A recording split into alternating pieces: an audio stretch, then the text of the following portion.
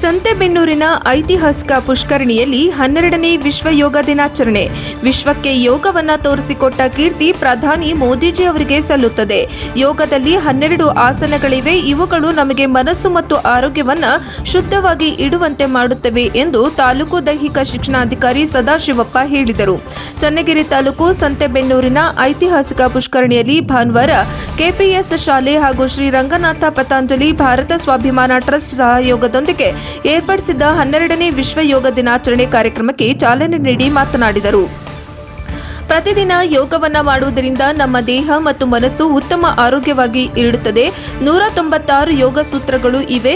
ಯಮ, ನಿಯಮ, ಆಸನ, ಪ್ರಾಣಾಯಾಮ, ಪ್ರತ್ಯಾಮ, ಧಾರಣ, ತ್ಯಾಗ ಹಾಗೂ ಸಮಾಧಿ ಎಂಬ ಹಂತಗಳು ಇವೆ. ನಮ್ಮ ರಾಜ್ಯ ಸರ್ಕಾರ ಯೋಗವನ್ನ ಪಠ್ಯದಲ್ಲಿ ಅಳವಡಿಸಿ ಮಕ್ಕಳಿಗೆ ಯೋಗ ತಿಳಿಸುತ್ತಿರುವುದು ಶ್ಲಾಘನೀಯವಾಗಿದೆ ಎಂದು ತಿಳಿಸಿದರು.